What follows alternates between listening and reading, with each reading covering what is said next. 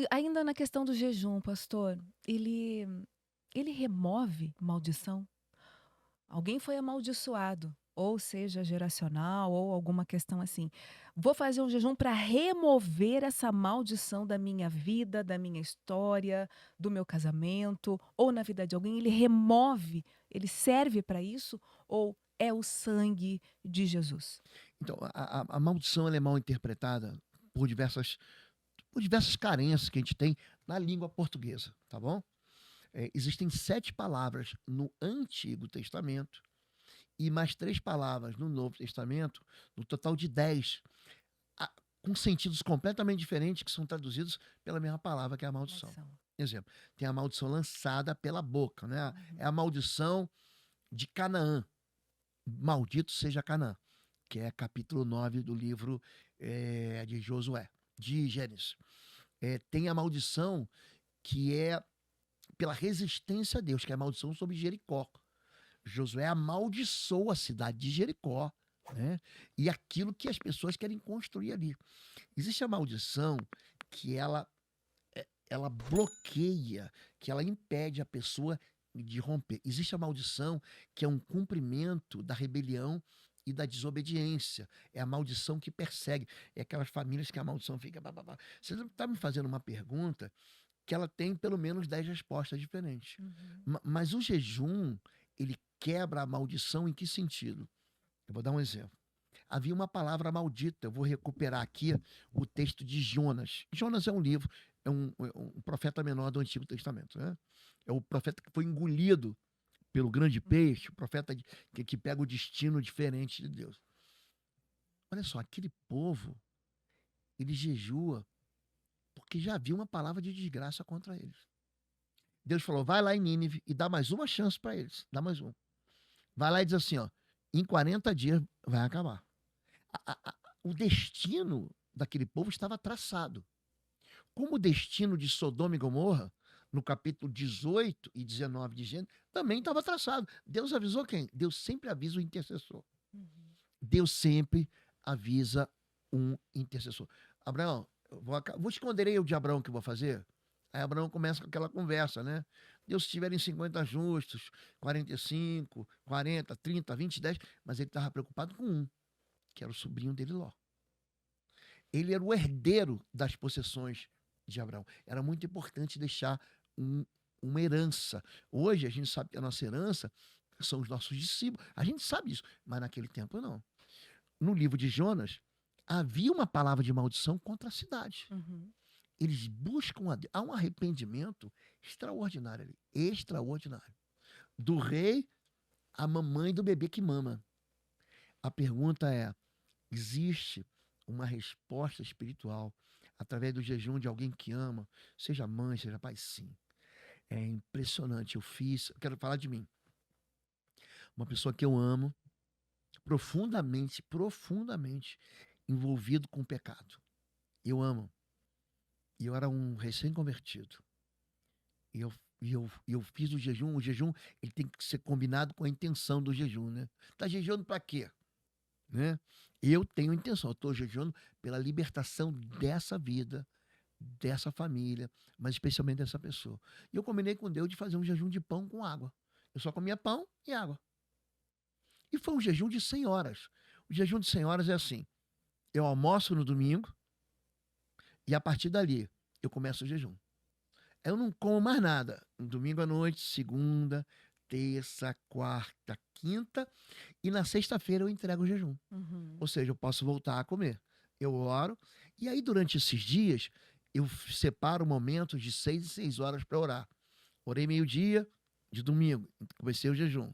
Aí, 18 horas, eu oro de novo com essa intenção. Meia-noite, entendeu? Eu vou sempre de 6 em 6. Eu boto meu celular, meu relógio, né? Para despertar. Eu e a pastora Fabíola. E nós jejuamos por essa pessoa. Eu, eu, eu comecei um propósito de jejuar em 4 dias, ou quase 100 horas. Nani, quando deu um dia exatamente, essa pessoa que eu estava orando, porque o demônio não manifestava nela. Ela ficou endemoniada no Rio de Janeiro. E o Endemoniada. senhor em Curitiba? Eu em Curitiba. Uhum. Eu jejuando, essa pessoa ficou endemoniada em outro estado.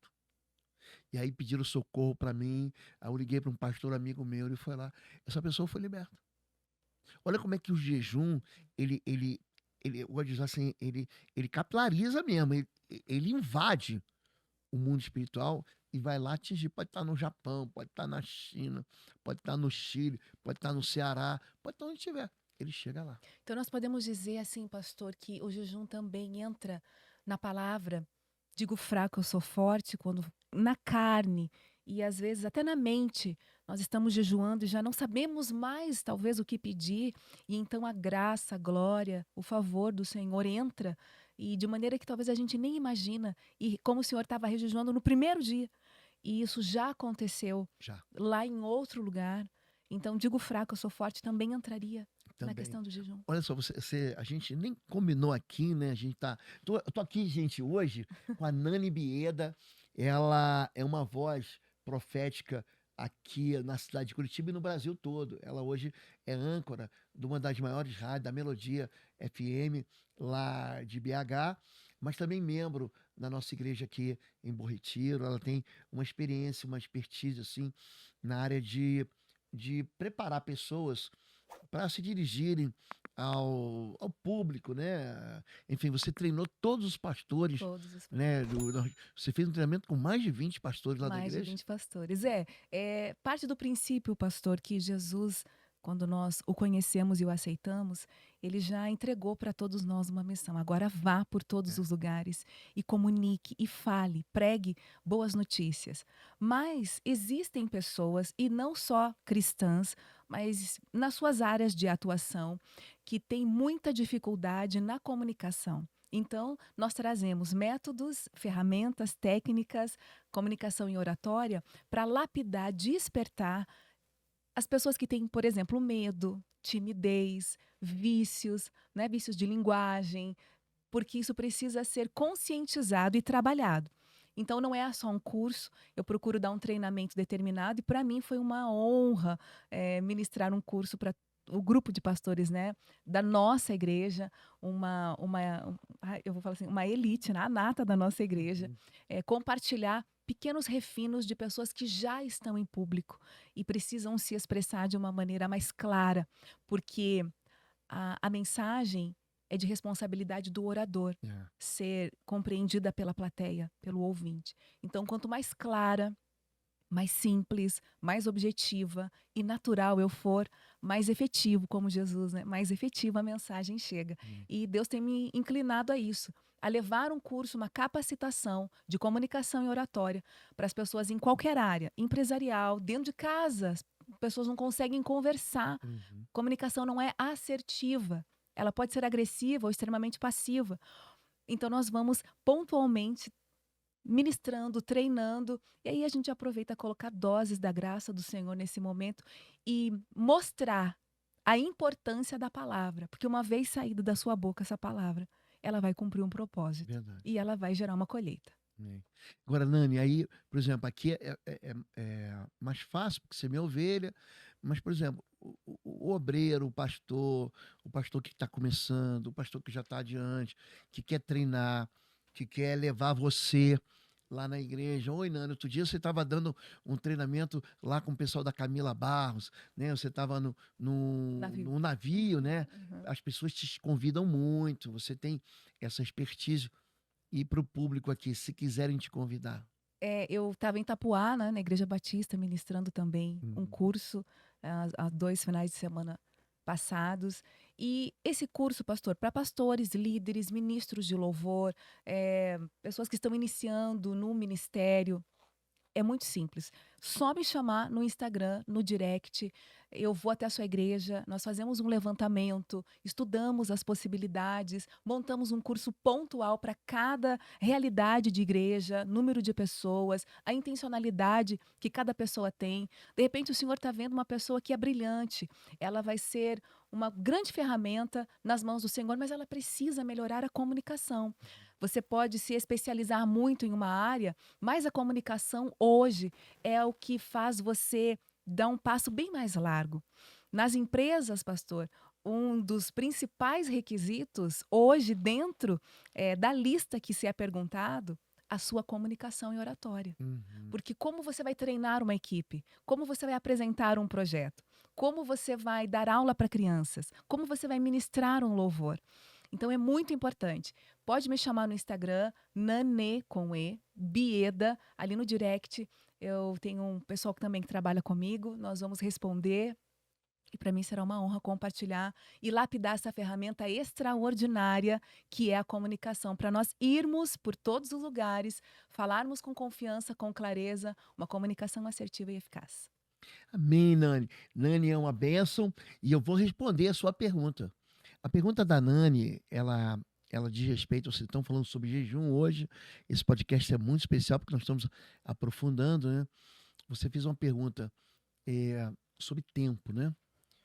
A partir de quanto tempo que Deus ouve? Porque eu falei aqui que eu estava jejuando por uma pessoa e quando deu 24 horas, né? Ih, pastor, isso não acontecer, eu fico 48, 100 horas. Eu tinha programado no meu coração, eu tinha planejado jejuar 100 horas. Aquela famosa esticadinha, não, Deus não me respondeu, eu vou dar uma esticadinha. É, é isso aí. E aí eu volto para Daniel capítulo 10. O anjo, quando responde a Daniel, fala o seguinte: desde o primeiro dia em que você passou a se humilhar, o jejum é uma humilhação. A palavra jejum é humilhação, né? Nesteia é se humilhar, é se abster, é dizer, eu vou dizer não para minha carne, eu vou dizer sim para Deus.